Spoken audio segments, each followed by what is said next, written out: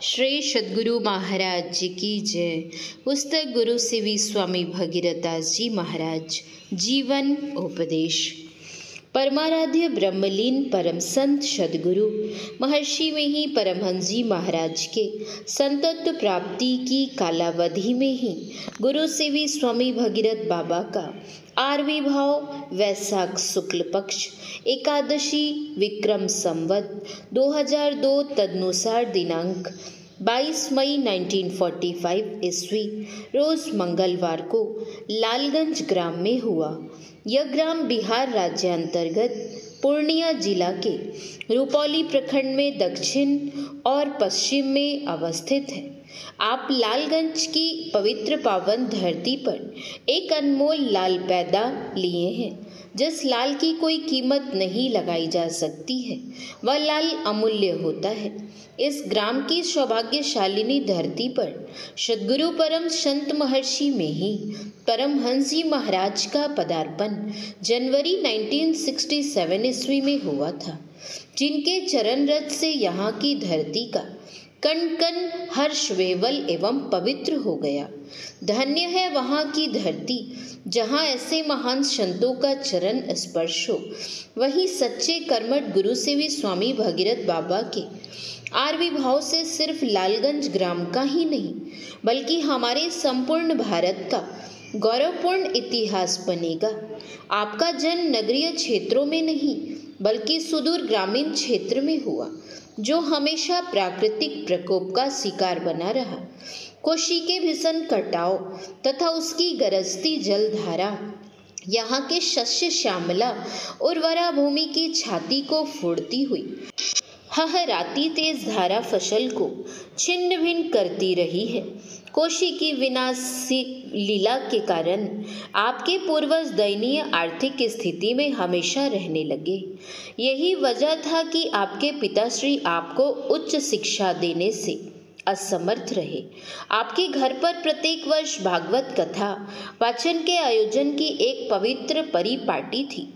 विगत वर्षों की भांति ही आपके दादा श्री जानकी मंडल यह पुनीत आयोजन वैशाख शुक्ल पक्ष में एक सप्ताह तक प्रतिवर्ष करवाते थे।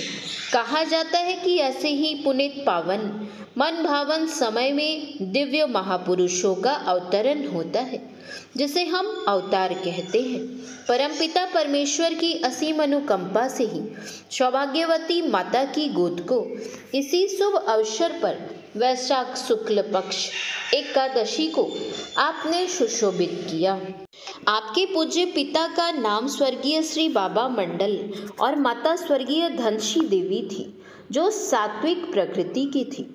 धन्य है वे माता पिता जो ऐसे महान पुत्र रत्न को पाकर फूले नहीं समाये।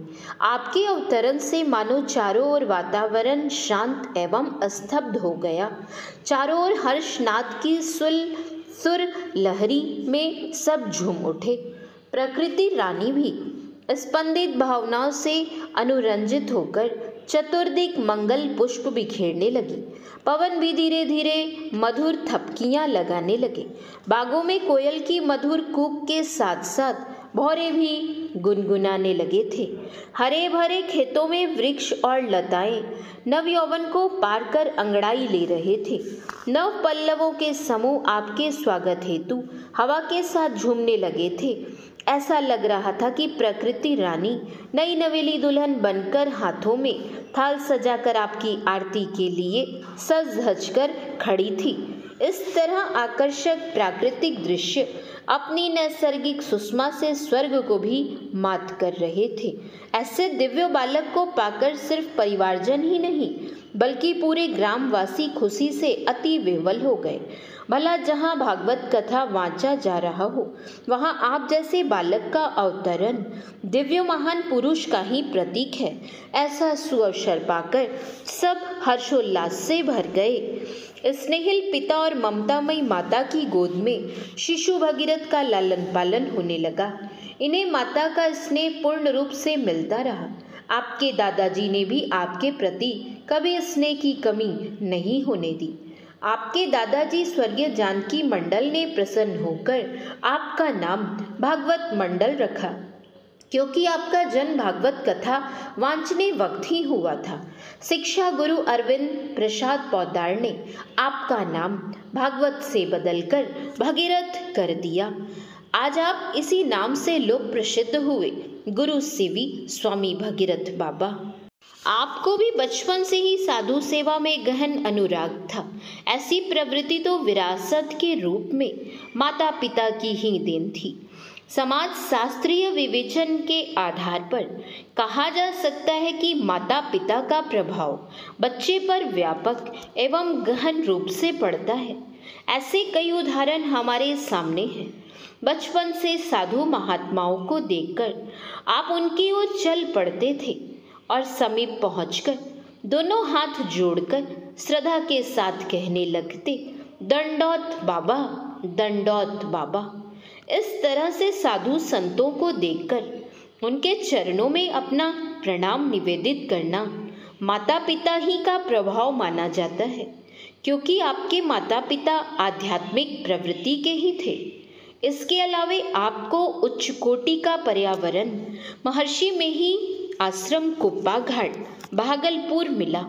यह आश्रम निस्संदेह उच्च कोटि का पर्यावरण रहा है, जहाँ रहकर संत साधकगण साधनारत रहते हैं, जहाँ नियमित रूप से सत्संग भजन होते ही रहते हैं। इस आश्रम में महान संतों के आवागमन प्रायः होते ही रहते हैं। वैसे पवित्र पावन स्थान पर व्यक्ति के व्यक्तित्व का विकास होना अनिवार्य ही था। ऐसे ही अच्छे पर्यावरण में रहने के फलस्वरूप आपके व्यक्तित्व में अद्भुत, अनुपम और बेमिसाल परिवर्तन होना अनिवार्य ही था। व्यक्ति के जैविक, सामाजिक एवं मनोवैज्ञानिक पक्षों को एक क्षण के लिए भी अलग नहीं किया जा सकता है और न वातावरण के प्रभावों से वंचित किसी व्यक्ति की कल्पना ही की जा सकती है। आपके अंदर बढ़ती हुई विरक्ति को देखकर आपके गांव के ही पुराने सत्संगी स्वर्गीय हनुमान दास जी ने प्रेरणा देते हुए कहा, मेरे गुरुदेव महर्षि में ही परमहंस जी महाराज टीकापट्टी गांव अमुक तारीख को आने वाले हैं। यह सुनकर आप गदगद हो गए, आंखें अश्रुपूरित हो उठी। आप उक्त तिथि को टीकापट्टी सत्संग में चले गए। वहां जाकर देखा कि वही महात्मा जी मंच पर विराजमान हैं, जिन्होंने आपको बालू के मैदान में दर्शन देने की विशेष कृपा की थी। मंच पर विराजमान सद्गुरु के दर्शन कर आप हतप्रभ से हो गए। आपने दूर से ही उन्हें प्रणाम किया और मन ही मन सोचने लगे कि अब मुझे कहीं भटकने की जरूरत नहीं है। मुझे तो इन्हीं की सेवा में आजीवन रहना है और इन्हीं की सेवा से मेरा पूर्ण कल्याण होगा। इतना ही नहीं, महर्षि में ही परमहंस जी महाराज के दिव्य दर्शन कर मानो कंगले एवं अकिंचन को बहुत बड़ा खजाना मिल गया हो, ऐसी ही अनुभूति आप में हुई। उनके प्रवचन सुनते ही आप ज्ञान वैराग्य में डूब गए, तन की सुधि नहीं रही। श्री सद्गुरु महाराज की जय। श्री सद्गुरु महाराज की जय। श्री सद्गुरु महाराज की जय।